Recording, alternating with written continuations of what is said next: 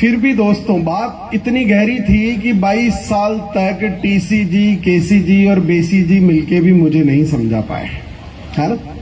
तो कितने लोग हैं आज जो बिल्कुल पहली बार इस प्रोग्राम में आए हैं? बिल्कुल पहली बार। ओह वेरी गुड, बहुत अच्छी संख्या है। एक बार जोरदार तालियां नए साथियों के लिए।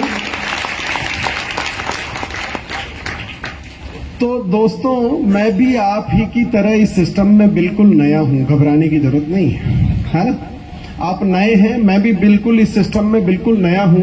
22 साल तक मेरे परिवार से ये गंगा बह रही थी, पर मुझे कुछ समझ नहीं आ रहा था और उसका कारण था कि मैं पेशे से एक सफल बिजनेसमैन हूं और मुझे ये लगता था कि यार पैसा कमाना ही तो जिंदगी में इम्पोर्टेंट चीज होती है ना।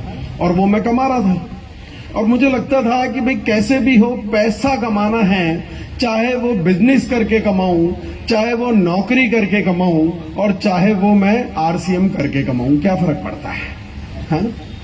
पर क्या हुआ, एक वैश्विक घटना जो घटी, कोविड की घटना, है ना। तो कोविड की घटना के दौरान एक अजीब वाकया हुआ कि मेरी फैक्ट्री जो है वो बंद हो गई। पूरा हिंदुस्तान बंद हो गया, लॉकडाउन हो गया, पूरा इंडिया बंद। तो फैक्ट्री बंद तो इनकम भी बंद। मेरी इनकम बंद हो चुकी थी और आरसीएम के लोगों के हर महीने चेक आता जा रहा था, बढ़ के आ रहा था। सोचने पर मजबूर हो गया यार मैं कुछ गलत तो नहीं कर रहा हूं, है कहीं तो इस सिस्टम को समझने की जरूरत है कि पूरा हिंदुस्तान बंद पड़ा है फिर भी इनकम आ रही है, बढ़ के आ रही है। तो इस सिस्टम को समझा जाना चाहिए। फिर इस सिस्टम को थोड़ा समझने की कोशिश की। तो जिस बिजनेस के बारे में मैंने आपको बताया, इतना बड़ा व्यवसाय मेरा है, करोड़ों रुपए का मैंने इन्वेस्टमेंट कर रखा है, कई हजार कर्मचारी मेरे यहाँ काम करते हैं, कई तरह के मैंने फैक्ट्री लगाने के लिए कई मशीनें हैं, कई इंजीनियर्स काम कर रहे हैं, बिजली का बिल मुझे भरना पड़ता है, मुझे गवर्नमेंट से पॉल्यूशन डिपार्टमेंट से एनओसी लेनी पड़ती है, लेबर डिपार्टमेंट से एनओसी लेनी पड़ती है, पुलिस विभाग लगता है, कई तरह के विभाग लगते हैं, कई तरह के झंझट होते हैं। फिर उस कपड़े को बनाने के लिए करोड़ों रुपए का इन्वेस्टमेंट, फिर उसके बाद उसे उधार बेचना पड़ता है, फिर वापस पैसा मांगना पड़ता है, कुछ पैसा डूब जाता है, कुछ आ जाता है। इतने सारे झमेले पालने के बाद मैं अच्छा खासा पैसा कमा रहा था, पर ये सारे झमेले मुझे भुगतने पड़ रहे थे। और मैंने चेक किया कि मेरी ही तरह जिस बिजनेस का मैं मालिक हूं, उसी तरह के एक बिजनेस में मात्र एक कर्मचारी के तौर पर काम करने वाले आदरणीय मुकेश कोठारी सर, कितने लोग जानते होंगे, और बिल्कुल मेरी ही तरह जिसका मैं मालिक हूं, ऐसी ही एक फर्म में वो मात्र एक कर्मचारी थे, मुकेश कोठारी सर, प्रहलाद राय सर।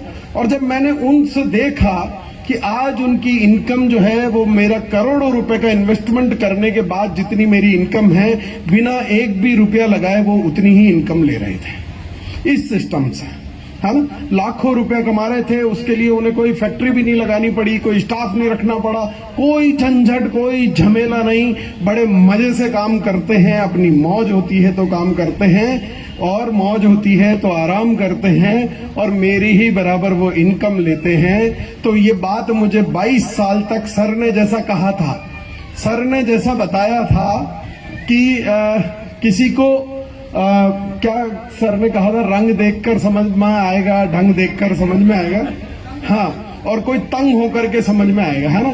तो मुझे रंग ढंग देखकर के समझ में नहीं आया, मुझे तंग होकर के समझ में आया। किसी को बात समझ में आती है और किसी को लात समझ में आती है। मुझे जब वो लात पड़ी तब मुझे समझ में आया कि आज वो तेरे बराबर वाली गाड़ी में घूम रहे हैं, कल को अगर उनके घर में हेलीकॉप्टर आ गया तो भैया फांसी लगानी पड़ेगी, है ना? उतना तंग नहीं होना है।